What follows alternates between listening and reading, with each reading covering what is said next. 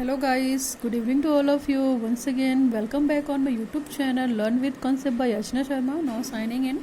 हमने बात की पहले इस वाले प्रीवियस वाले के लेक्चर्स में बात की हमने रोल ऑफ वुमेंस को बहुत ही अच्छे तरीके से डिस्कस किया है कि जितने भी पीरियड्स हैं, चाहे वैदिक हो, बौद्ध हो, मुस्लिम हो, मिडियावर बोल सकते हैं आप उसे, और मॉडर्न पीरियड में और ब्रिटिश पीरियड में रोल क्या था महिलाओं का, ठीक है, उनके बारे में बात की। ठीक है, तो आई होप आपको वो वीडियो क्लियर हुआ होगा। अगर आपने नहीं देखा है तो आप उसे प्लीज़ देख लीजिए, तभी आगे के टॉपिक को पढ़ेंगे तो ज़्यादा अच्छे से क्लियर होगा, है ना। अब हम बात करते हैं कि स्टेटस क्या था उस समय। स्टेटस किसका स्टेटस था? वुमेन का ही स्टेटस देखना है, लेकिन शिक्षा के कंसर्ट में देखना है या शिक्षा के कंटेक्स्ट में देखना है, एजुकेशन के कंसेप्ट में देखना है कि जो स्त्रियों की शिक्षा थी या स्त्रियों की जो स्थिति थी उस समय क्या थी, है ना। तो रोल के साथ साथ हम यहाँ पे कोशिश करेंगे देखने की कि मतलब उसमें स्त्रियाँ शिक्षित थीं, कैसी थीं, किस तरीके से शिक्षा लेती थी, ये सारी चीज़ें भी हम डिस्कस करेंगे। नाउ स्टार्ट करते हैं। सबसे पहला आज का video, status and education of women, यानी कि स्त्रियों की स्थिति तथा शिक्षा, है ना। इसी के बारे में हम बात करेंगे, स्त्रियों की कंडीशन क्या थी और उनकी शिक्षा क्या थी। तो आपको पता है सबसे पहला पीरियड आता है वैदिक पीरियड आता है, ठीक है। और वैदिक पीरियड में मैंने वहाँ पे आपको प्रीवियस वाले लेक्चर में बहुत सारी चीज़ें बता दी थी कि यहाँ पे कास्ट सिस्टम था, है ना। ब्राह्मण, क्षत्रिय, वैश्य, शूद्र ये सब थे, और आपको पता है कि ब्राह्मण को ही शिक्षा प्राप्त करने का अधिकार था। ब्राह्मण को द्विज के नाम से वहाँ पे संबोधित किया जाता था, नहीं सॉरी, वहाँ पे अगर देखा जाए तो ब्राह्मणों को ही शिक्षा मिलता था, ठीक है। और दूसरी चीज़ है, वैश्यों को शिक्षा प्राप्ति का अधिकार नहीं था, तथा ये सारी चीज़ें थीं उस समय पे। और शूद्र को भी शिक्षा प्राप्ति का अधिकार नहीं था। क्षत्रियों को ट्रेनिंग दी जाती थी, सैनिक ट्रेनिंग दी जाती थी और इस तरह की चीज़ों से, ठीक है। तो हम वहाँ पे जो इम्पोर्टेंस थी वैदिक काल में वो ब्राह्मणों की थी। आपको पता है कि ब्राह्मण को ही सब कुछ माना जाता था, ठीक, और ये सारी चीज़ें भी थीं। नाउ अभी हम बात करते हैं कि वैदिक पीरियड में स्त्रियों के साथ क्या कंडीशन थी, उनकी मतलब उनकी इकोनॉमिकल कंडीशन क्या थी, सोशल कंडीशन क्या थी, है ना, धार्मिक कंडीशन क्या थी, या पॉलिटिकल कंडीशन भी बोल सकते हैं कि क्या थी, वो मेल के साथ पार्टिसिपेट करती थी या नहीं करती थी। तो मैंने रोल में बहुत कुछ आपको बताया हुआ है, प्रीवियस वाले वीडियो को देखेंगे तो ज़्यादा अच्छे से क्लियर हो जाएगा। यहाँ पे हम एजुकेशन की कंसेप्ट में टू द पॉइंट बात करेंगे। तो आपको बता दूं मैं कि उस समय गुरुकुल सिस्टम होता था वैदिक काल में, है ना, आपको पता है। और बौद्ध पीरियड में मठ और विहार बनते थे। वैदिक काल में गुरुकुल और बौद्ध पीरियड में मठ और विहार बनते थे। इस चीज़ को याद रखिएगा, दोनों में डिफरेंस है संस्था को लेकर, ठीक है। बौद्धिक काल जो वैदिक काल है यानी कि वैदिक पीरियड है, वहाँ पे गुरुकुल होते थे, वहाँ पे आश्रम शिक्षा प्रणाली होती थी, वहीं पे उसी को स्कूल कंसीडर करते थे। और बौद्ध काल में भी कोई स्कूल नहीं होता था, वहाँ पे मठ और विहार या संघ भी कह सकते हैं, वही होता था। और वहीं पे ही भिक्षुओं को बुलाकर शिक्षा दिवाई जाती थी, बच्चों को, बालकों को, जिनको शिक्षा लेनी होती थी। तो ये सारी चीज़ें थी, ठीक है। तो अभी हम बात करते हैं कि क्या रोल थी वुमेन का उस समय शिक्षा को लेकर, ठीक। तो बहुत सारी वुमेन्स भी थी जो उस समय लिटरेट हुई, ठीक है। उन्होंने भी पार्टिसिपेट किया अपनी सोसाइटी में शिक्षा को प्रमोट करने में, अपने धर्म का प्रचार प्रसार करने में। तो इससे क्या हुआ कि वुमेन्स की कंडीशन थोड़ी सी बेटर हुई, ठीक है। और उन्होंने अपनी कल्चर को भी प्रमोट किया, अपनी सभ्यता बताई, संस्कृतियों का ट्रांजिशन हुआ, अच्छी चीज़ें लोगों से बाहर निकल कर आई, लोगों तक पहुंचाया गया, जन जन तक घूमकर शिक्षा दे रहे थे अपना अपना ग्रुप बनाकर। तो अभी हम बात करते हैं वैदिक पीरियड में। देखिए वैदिक पीरियड में सबसे पहले तो देखिए वहाँ पे सिस्टम क्या था, ritual primacy. Ritual primacy in the sense कि वहाँ पे आपको पता है कि कर्म कांड जिसको हम बोलते हैं उसकी प्रधानता थी। कर्म कांड इन द सेंस कि मतलब चीज़ें बहुत ही स्टीरियोटाइप की थी, है ना। जेंट्स की तरफ ज़्यादा झुकाव था सोसाइटी का इन कंपैरिजन टू फीमेल। फिर इसके बाद है feeling of inferiority and superiority. तो वहाँ पे ऊंच नीच का भी भाव मिलता है अगर आपको देखा जाए तो वैदिक पीरियड में और बौद्ध पीरियड में। हम बात कर दोनों, ये जो पढ़ा रही हूँ पॉइंट्स में, ये बौद्ध में भी एज इट इज़ कंसीडर्ड होंगे क्योंकि ये दोनों पीरियड आगे पहला बौद्धिक है, दूसरा बौद्ध है, ठीक है। तो इन दोनों के पॉइंट्स रिजेंबल ही करेंगे। आप देख सकते हैं feeling of inferiority and superiority, यानी कि वहाँ पे भी ऊंच नीच का भाव था, ठीक। इसके बाद कास्ट सिस्टम तो मैंने आपको बता ही दिया कि 4 वर्णों में डिवाइड हुआ था, ब्राह्मण, क्षत्रिय, शूद्र, वैश्य, शूद्र, ठीक है। तो कास्ट सिस्टम भी डेवलप था, वहाँ पे बहुत ज़्यादा था कास्टिज्म, सबको शिक्षा प्राप्त करने का अधिकार नहीं था। जैसे अभी हम बात करते हैं कि एजुकेशन फॉर ऑल, है ना, सभी के लिए शिक्षा की बात करते हैं, लेकिन वो वैदिक पीरियड या बौद्धिक पीरियड में नहीं था।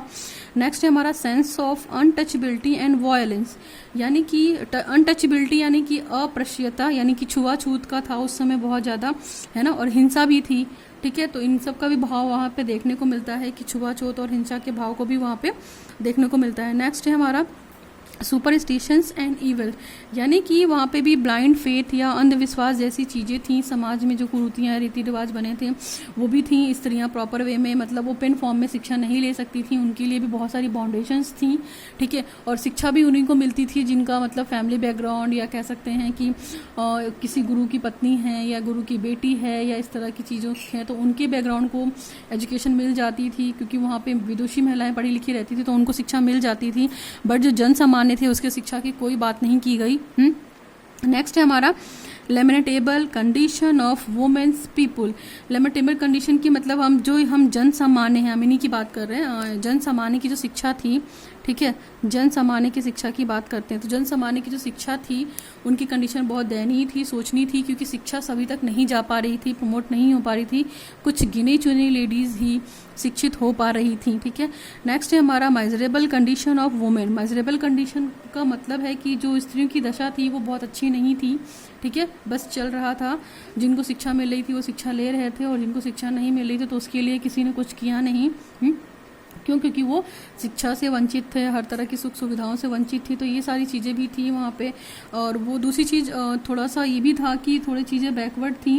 बैकवर्ड इन द सेंस कि वो अपनी संस्कृति के बारे में अच्छे से नहीं जानते थे, है ना। और जब जाहिर सी बात है कि जब आपके समाज में केवल ब्राह्मण पढ़े लिखे होंगे तो वही अच्छी बुरी बातों को समझेंगे। उनके लिए तो जो नीचे कास्ट के लोग हैं उनको लिए तो कुछ भी ट्रेड बना दिया जाए, कुछ भी कंडीशन बना दी जाए, नॉर्म्स बना दिए जाए, वो फॉलो करेंगे, क्योंकि वो पढ़े लिखे नहीं थे और चीज़ों से अवेयर भी नहीं थे। नाउ नेक्स्ट है हमारा public education is not available. वही बात है कि जन सामान्य के बारे में कोई बात नहीं की गई थी, ठीक है। इसके बाद नेक्स्ट है हमारा ignoring the language of the common people. और दूसरी चीज़ है कि जो वहाँ पे लैंग्वेज यूज़ होती थी, भाषा यूज़ होती थी, उसको लोग नेग्लेक्ट करते थे, इग्नोर करते थे, है ना। तो ये सारी चीज़ें भी थी बौद्ध में भी, बुद्ध में भी, वैदिक पीरियड में भी। और स्पेशली जो इनका मोटो होता था, धर्म का प्रचार प्रसार करना होता था। वैदिक पीरियड में हिंदू धर्म के बारे में प्रचार प्रसार करना, ब्राह्मण अपने धर्म के बारे में बताता था। और बौद्ध धर्म में क्या हुआ, बौद्ध पीरियड में क्या हुआ, बौद्ध धर्म का प्रचार प्रसार हुआ, ठीक है। तो वहाँ पे भी बहुत सारे कर्मकांड थे, उनके खिलाफ आवाज़ उठाई तो गई, लेकिन मतलब उसको प्रॉपर एक फॉर्मेट नहीं मिला, लोगों ने सपोर्ट नहीं किया। तो वो चीज़ें भी धीरे धीरे कहीं ना कहीं ख़त्म हो गई और हमारे समाज में बुराई बनकर विद्यमान हो गई। और उसकी कंडीशन कहाँ देखने को मिली, हमारी सोसाइटी में देखने को मिली कि हमारी सोसाइटी की जो औरतें हैं, जो महिलाएँ हैं, या जिनकी बात कर सकते हैं, उनकी स्थिति, स्त्रियों की स्थिति और शिक्षा के बाद में बात करते हैं तो बहुत ज़्यादा अच्छी नहीं थी, ठीक है। यहाँ पे देखिए मैंने लिख रखा है, बहुत सारी लेडीज़ थी जो वैदिक पीरियड में शिक्षित हुई थी उस समय पे। तो देखिए पहला दे रखा है गार्गी थी, दूसरा है घोषाला, ये नाम आप याद करिएगा, इंपॉर्टेंट है, ठीक है। गार्गी, घोषाला, लोपामुद्रा, ठीक है, विश्वम्भरा, अपाला, उर्वशी, मैत्रेय, अनुसुईया, शकुंतला आदि। ये ऐसी स्त्रियां थीं जिनको शिक्षा प्राप्त हुई थी वैदिक काल में, ठीक है। तो आप इन सब चीज़ों को याद रखती थी और ये शास्त्रार्थ भी करती थी और मतलब अपना युद्ध क्षेत्र में भी पार्टिसिपेट करती थी और स्किल वगैरह या जो ट्रेनिंग वगैरह होती है वो लेती थी। तो हमें नाम फिर से एक बार रिपीट कर दे रहे हैं, आप चाहे तो नोट कर लीजिएगा। गार्गी, घोषाला, लोपामुद्रा, विश्वम्भरा, अपाला, उर्वशी, मैत्रेय, अनुसुईया, शकुंतला आदि। ये सारी जो महिलाएं थी वो बुद्धिशी महिलाएं थी और इसी युग में हुई थी। और इन्होंने वेद मंत्रों की भी रचना की, देखा जाए तो वेद मंत्र की काफ़ी रचना की इन्होंने, हाँ ठीक है। उसके बाद अपनी संस्कृति और सभ्यता को प्रमोट किया और उसके साथ साथ लोगों तक जाकर बताया, वैदिक काल के बारे में डिस्कस किया और उसके बारे में प्रचार प्रसार किया घूम घूम कर। और जो कुछ चीज़ें बैंड लगी थी सोसाइटी पे वो धीरे धीरे थोड़ी सी कम हुई, यानी कि समाज में थोड़ा सा अवेयरनेस लाने की कोशिश की और स्त्री शिक्षा के बारे में भी थोड़ी सी बात की, ठीक है। तो that is more all about the status of education, status and education of women in वैदिक पीरियड। वैदिक पीरियड में शिक्षा से संबंधित यही काम था और यही लोग शिक्षित हुए थे, ठीक। और यहाँ पे मठ की बात कर देते हैं। बौद्ध काल में तो भिक्षुणियाँ होती थी, वहाँ पे भिक्षुणी महामाया गौतमी थी और संघमित्रा थी और पद्मा थी। ये कौन थे? ये बौद्ध काल के, बौद्ध पीरियड में ये लोग शिक्षित हुई थी। तो ये नाम याद रखिएगा आप। हम इससे पहले वाले वीडियो में भी बता चुके हैं कि बौद्ध पीरियड में कौन कौन शिक्षित था, तो आप उनको भिक्षुणी बोलते थे, ठीक है। भिक्षुणी इन द सेंस कि जो मठ और विहार में जाकर शिक्षा देती थी, इसलिए उन्हें भिक्षुणी कहते थे, ठीक। और उसमें सबसे पहले भिक्षुणी का अगर हम नाम लेते हैं तो महामाया गौतमी थी और संघमित्रा थी, ठीक है, और पद्मा वगैरह थी। और ये भी कौन थी, ये भी महात्मा जो बुद्ध थे हमारे बौद्ध धर्म के प्रवर्तक, ठीक है, उनके ही जानने वाले थे, इसीलिए उनको मठ में आने की परमिशन थी। बाकी जो बौद्ध भिक्षुणियाँ थी वो मतलब देश विदेश में जा जाकर लोगों तक जा जाकर अपने भाषा को फैला रही थी, बौद्ध धर्म के बारे में बता रही थी, ठीक है, और ये सारी चीज़ें कर रही थी। स्त्रियों की जो शिक्षा थी उसको मतलब थोड़ा सा बढ़ाने की कोशिश कर रही थी और बहुत सारे चीज़ें बता रही थी, आइडियाज़ बता रही थी और क्योर बता रही थी। तो ये सारी चीज़ें थी उस समय पे, आप इसको याद रखिएगा, ये शिक्षा से रिलेटेड था। तो वैदिक और बौद्ध में कॉमन चीज़ें थी, मैंने आपको बता दिया कि शिक्षा का स्टेटस क्या था वुमेन का बौद्ध पीरियड में, ठीक है। अभी इसके लिए इतना ही करते हैं इस वीडियो के लिए, और नेक्स्ट वाले पीरियड में हम लोग पढ़ेंगे मेडावल पीरियड, क्योंकि वैदिक और बौद्ध तो कंप्लीट हो गया आपका। तो स्टेटस हमने देखा कि शिक्षा की मतलब जो स्थिति थी औरतों की, स्त्रियों की शिक्षा आप बोल सकते हैं, इवन स्त्रियों की शिक्षा कैसी थी और उनकी स्थिति कैसी थी, उनकी पोजीशन कैसी थी वैदिक में और बौद्ध में, ठीक है। वैदिक में ज़्यादा बेटर थी इन कंपैरिजन टू बौद्ध, है ना, बौद्ध में थोड़ा सा कम हो गया, बट वैदिक में ठीक थी। तो that is more all about the today's video. Thanks for watching the video. Signing off, learn with concept bye Archana Sharma.